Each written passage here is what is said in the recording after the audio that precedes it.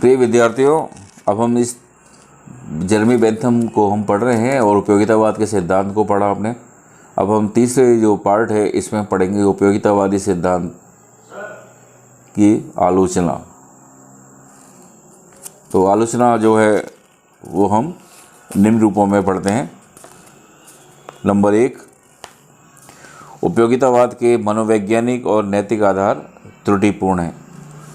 उपयोगितावादी मनुष्य को निरंतर सुख के पीछे दौड़ने वाला एक स्वार्थी प्राणी समझते हैं, जो उचित नहीं है। स्वार्थ मानव स्वभाव का एक प्रमुख तत्व तो है, लेकिन उसे मानव स्वभाव का एकमात्र तत्व नहीं माना जा सकता।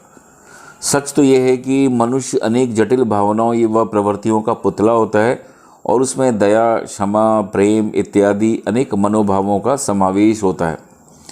मनुष्य को एक ऐसा बौद्धिक प्राणी मानना जिसके सभी कार्यों के पीछे सुख दुख का अनुमान और परिणामों का लेख होता है, उपयोगितावाद की सबसे बड़ी कमजोरी है। वास्तविक मनुष्य बेंथम के मनुष्य से बहुत अधिक भावुक और बहुत कम विवेकशील है। मानव के सभी कार्य सुख दुख की इच्छा से प्रेरित नहीं होते, उसमें त्याग, परोपकार, देश प्रेम और बलिदान की प्रवृत्ति भी होती है। बेंथम के दर्शन को इस भौतिकतावादिता के कारण ही कार्लाइल ने शूकरों का दर्शन, पिग फिलॉसफी कहा।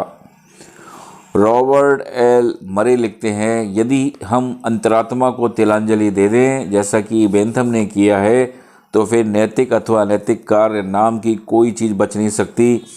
जब हम व्यक्तिगत अंतःकरण को स्वीकार नहीं करते तो फिर सामूहिक अंतःकरण भी नहीं हो सकता। फिर अपराधी पर समाज की भर्त्सना का कोई प्रभाव नहीं पड़ेगा। नेक्स्ट है, अधिकतम व्यक्तियों का अधिकतम सुख मापन सरल नहीं। आलोचकों का कहना है कि उपयोगितावाद राज्य के कार्यों के मूल्यांकन की कसौटी प्रदान करता है। ये मानना भी ठीक नहीं है। आखिर हित या प्रसन्नता निश्चित स्वरूपवान कोई ऐसी वस्तु नहीं है जिसे तोला या नापा जा सके। सुख हृदय से उत्पन्न होता है, परंतु राज्य का मनुष्य की आंतरिक भावनाओं से कोई प्रत्यक्ष संबंध होता ही नहीं है। वस्तुतः अधिकतम व्यक्तियों के अधिकतम हित जैसी कोई वस्तु ही नहीं है और समाज के लोगों की रुचि भिन्नता के कारण ऐसी वस्तु हो भी नहीं सकती। इसके अतिरिक्त बेंथम विभिन्न प्रकार के सुखों के केवल मात्रात्मक भेद को दृष्टि में रखता है, गुणात्मक भेद को नहीं, और यही अंतर को भुलाकर वे एक भारी भूल करता है। जेम्स सेथ कहते हैं, अपनी सरलता तथा स्पष्टता की गंभीरता तथा दृष्टिकोण की व्यापकता की कीमत पर वह खरीदता है। उपयोगितावाद निम्न कोटि का भौतिकवाद है। उपयोगितावादियों का यह विचार भी आलोचकों को स्वीकारनीय है कि अधिकतम सुख संचित करने से ही मानव जीवन की तुष्टि होती है। मानव एक नैतिक प्राणी है और मानव जीवन की पूर्णता नैतिक उन्नति में ही है, किंतु उपयोगितावाद अपनी भौतिकतावाद के कारण मानव जीवन के आधारभूत लक्ष्य को दृष्टि में नहीं रखता है। उपयोगितावाद आवश्यकता से अधिक यथार्थवादी तथा व्यवहारिक है और इसके द्वारा मानव जीवन के सम्मुख कोई आदर्श उपस्थित नहीं किया गया है। आदर्शों के अभाव में उनका दर्शन ना तो स्वस्थ कहा जा सकता है और ना ही स्थायी हो सकता है। नेक्स्ट है, उपयोगितावाद समाज को व्यक्तियों की भीड़-भाड़ मात्र समझने की भूल करता है। उपयोगितावादी समाज का एक ऐसा चित्र प्रस्तुत करते हैं जिसके अंतर्गत प्रत्येक व्यक्ति समाज के दूसरे व्यक्तियों से असंबंधित रूप में सुख की प्राप्ति के लिए प्रयत्नशील है। इस प्रकार उपयोगितावाद समाज और राज्य का एक संगठित चित्र प्रस्तुत करने के बजाय उसी एक ऐसी व्यवस्था के रूप में देखता है। ये आदर्शवाद की तरह समाज को जैविक इकाई, ऑर्गेनिक यूनिट नहीं मानता, वरन इसे व्यक्तियों की निरुद्देश्य भीड़ समझता है, जिसके कारण आलोचक इसके मूल आधार को ही चुनौती देते हैं।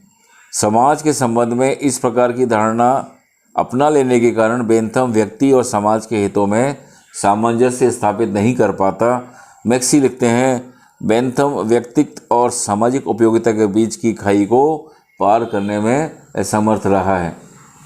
नेक्स्ट है, विश्वव्यापी सुख का सिद्धांत अंतर्विरोधी है।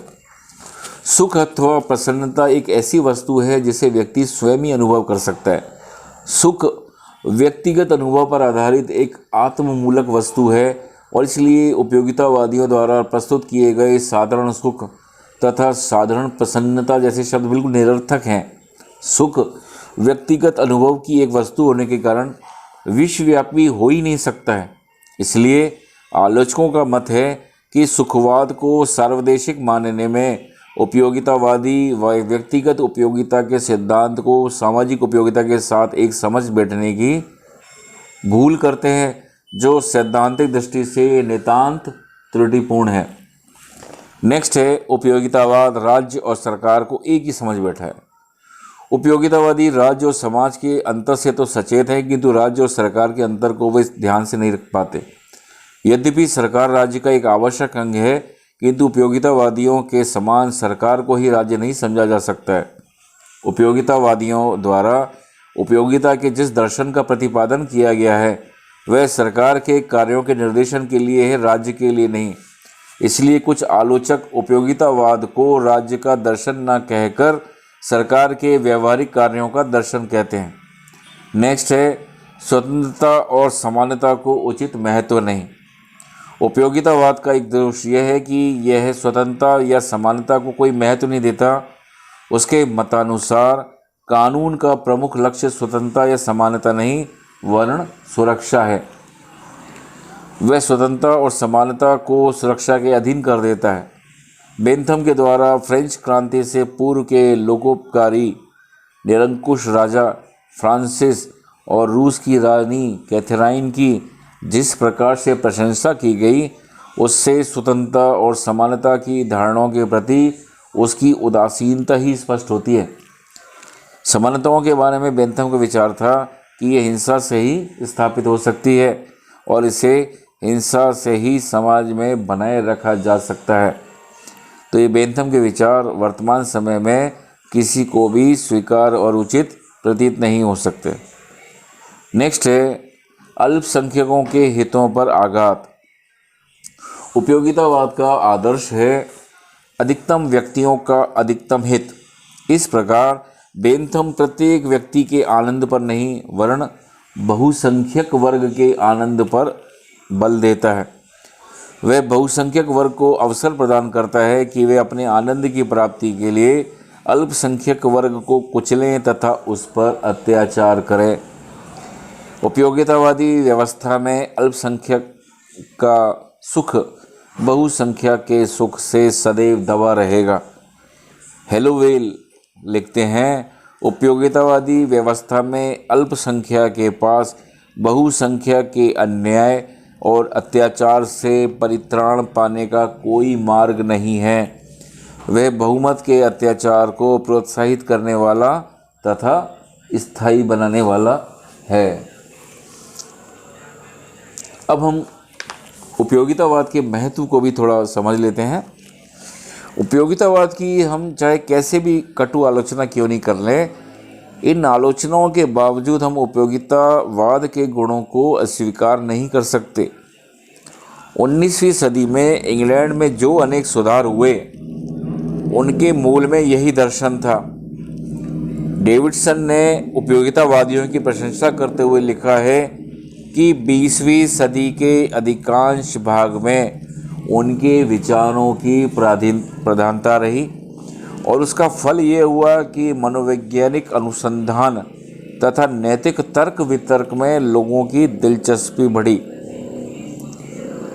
और व्यवहारिक राजनीति में सामाजिक सुधार तथा मंगलकारी कानूनों का निर्माण इतने बड़े पैमानों पर हुआ जितना कि पहले कभी सोचा भी नहीं गया था।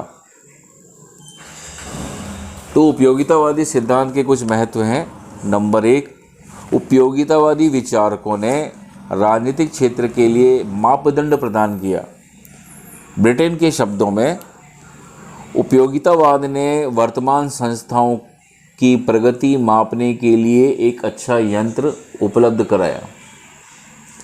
इसी प्रकार मैक्सी लिखते हैं, उपयोगितावादी बेंथम द्वारा प्रतिपादित सुख दुख की कसौटी को अस्वीकार करने वाले तथा उसका उपहास करने वाले व्यक्ति भी उसके इस सिद्धांत की उपेक्षा नहीं कर सकते कि सरकार का और उसके अधिकार का औचित्य केवल इसी बात में निश्चित होता है कि वह प्रजा को कितना प्रत्यक्ष और स्पष्ट सुख प्रदान कर रही है और उस कितनी सेवा कर रही है।